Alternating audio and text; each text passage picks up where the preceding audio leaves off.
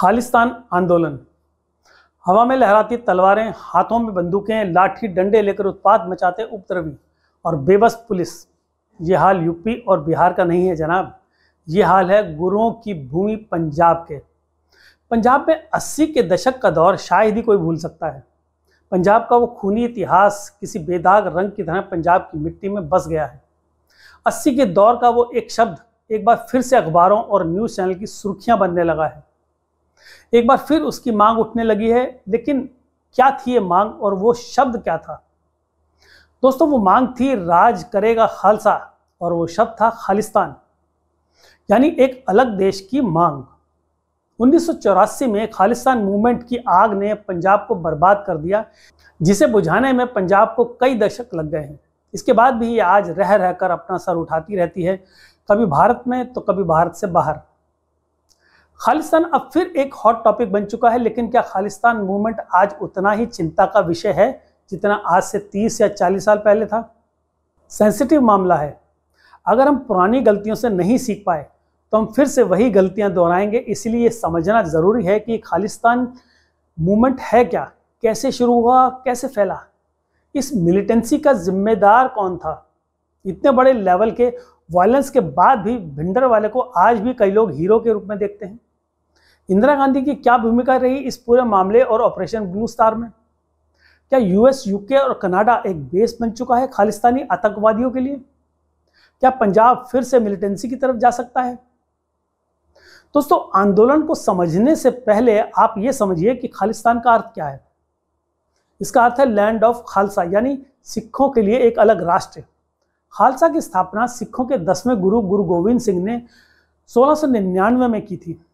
खालसा का अर्थ होता है प्योर, यानी शुद्ध। लेकिन समय के साथ इस विचार के उद्देश्य बदल गए और इसका राजनीतिकरण हो गया। साल 1929 में कांग्रेस के लाहौर अधिवेशन में पंडित जवाहरलाल नेहरू ने पहली बार पूर्ण स्वराज्य की मांग रखी और अंग्रेजों से भारत को आजाद करने का संकल्प लिया। लेकिन इस दौरान 3 तरह के ग्रुप ने इस प्रस्ताव का विरोध किया।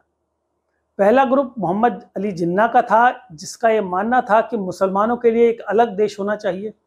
दूसरा ग्रुप भारत के संविधान निर्माता डॉक्टर भीमराव अंबेडकर का था, जो दलितों के अधिकारों के लिए संघर्ष कर रहे थे। और तीसरा ग्रुप था मास्टर ताराचंद का, जो ये कह रहे थे कि अगर भारत में मुसलमानों के लिए अलग से सीटें आरक्षित की जाती हैं तो इस आधार पर सिख अल्पसंख्यकों के लिए भी सीटें आरक्षित होनी चाहिए। दोस्तों, मास्टर ताराचंद इस शिरोमणि गुरुद्वारा प्रबंधक कमेटी के संस्थापक सदस्य थे, जिसका गठन गुरुद्वारों को मुक्त करने के लिए किया गया था। मास्टर ताराचंद को डर था कि कांग्रेस के नेतृत्व में आज़ाद भारत की राजनीतिक हिस्सेदारी में सिखों की भूमिका बहुत सीमित रह जाएगी, क्योंकि सिखों की आबादी उस समय भी हिंदू और मुसलमानों के मुकाबले काफ़ी कम थी। इन्हीं वजहों से बाद में सिखों के लिए अलग देश की मांग उठी और कहा जाता है कि खालिस्तान का विचार यहीं से अस्तित्व में आया। हालांकि तब खालिस्तान की जगह सिखिस्तान शब्द का इस्तेमाल होता था। समय के साथ भारत को अंग्रेजों से स्वतंत्रता मिली और पंजाब 2 हिस्सों में बंट गया। पश्चिमी पंजाब पाकिस्तान का हिस्सा बना और पूर्वी पंजाब भारत के हिस्से में आया। इस बंटवारे ने खालिस्तान आंदोलन के समर्थकों की अलग राज्य की उम्मीद को धूमिल कर दिया। कई सालों तक पूरे पंजाब में अलग सिख सूबे के लिए आंदोलन और प्रदर्शन होते रहे।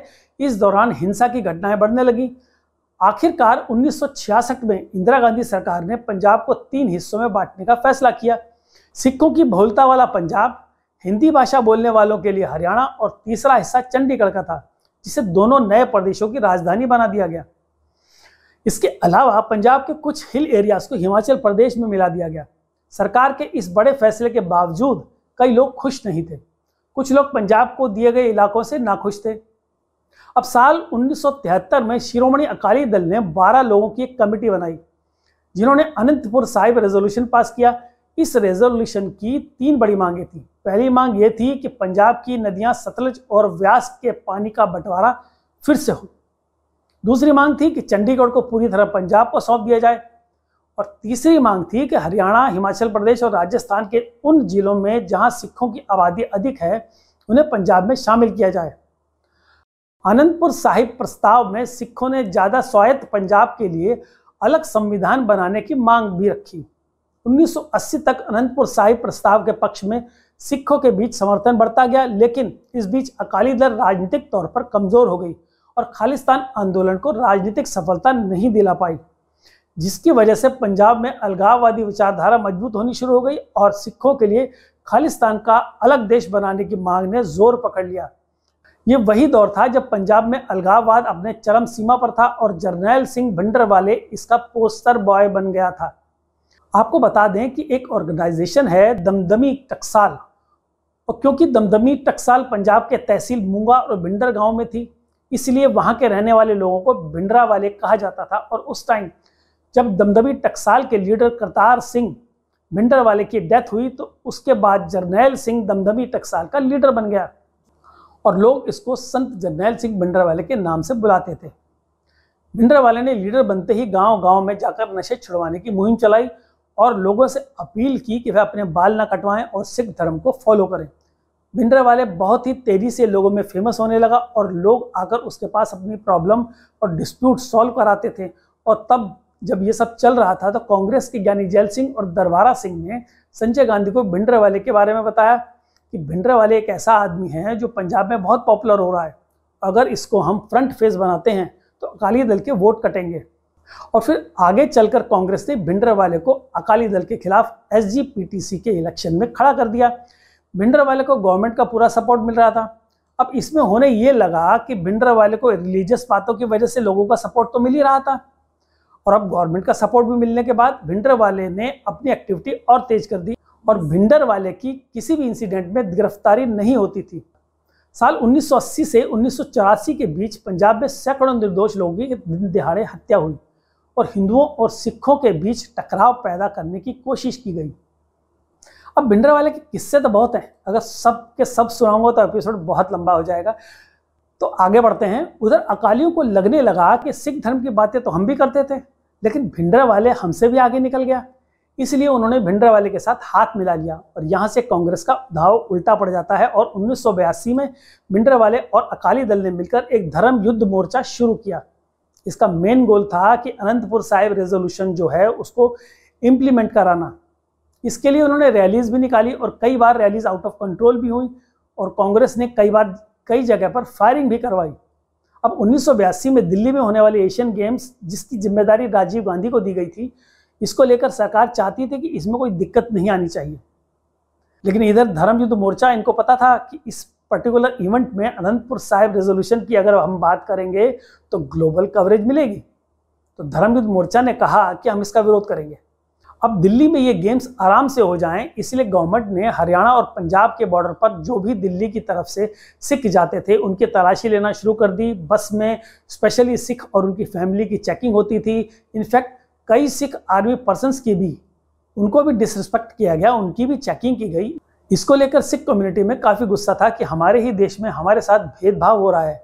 ये जो लोगों में गुस्सा था इस पर अकाली दल ने तो कुछ नहीं किया, लेकिन भिंडरवाले ने इस सिचुएशन को समझकर इसका बदला लेना स्टार्ट किया और इस टाइम पर भिंडरवाले अकाली से भी बड़ा नाम बन गया था और इसी वजह से भिंडरवाले को अकाली के भी कुछ ग्रुप्स थे जो पसंद नहीं करते थे। देखिए, यहाँ भिंडरवाले ने अपनी एक्टिविटी काफ़ी तेज कर दी थी। 20 जुलाई 1982 को पंजाब के CM दरबारा सिंह पर जानलेवा हमला हुआ।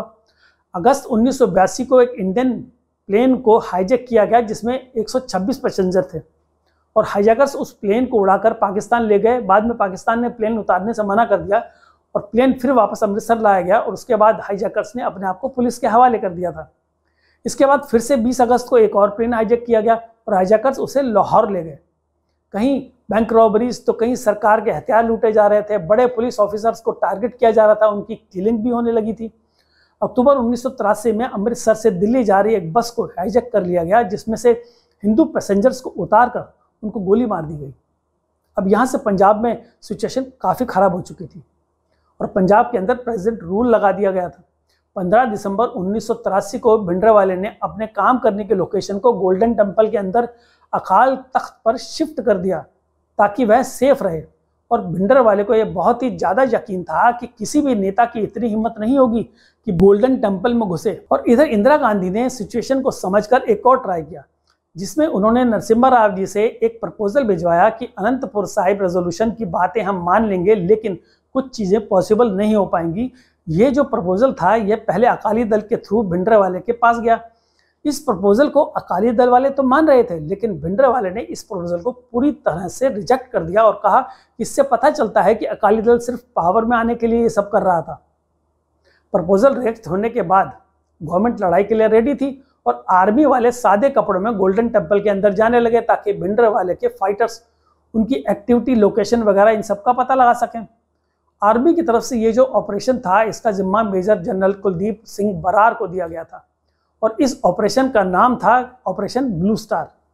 जो ऑपरेशन ब्लू स्टार की एक्चुअल फाइट हुई थी वो 3 से 6 जून तक चली थी और इसकी टाइमिंग को लेकर भी बहुत सवाल उठे थे। 3 जून जिस दिन गुरु अर्जुन देव जी का शहीदी दिवस था, उस दिन ज़्यादा श्रद्धालु आते थे गोल्डन टेम्पल में और जितने भी लोग अंदर आए उसको भिंडरावाले ने रोक लिया और उन्हें बाहर नहीं आने दिया ताकि आर्मी अटैक ना कर पाए। आर्मी को लग रहा था कि भिंडरावाले को हम आसानी से हरा देंगे, लेकिन ऐसा नहीं हुआ। जो इंटेलिजेंस रिपोर्ट थी काफ़ी गलत निकली।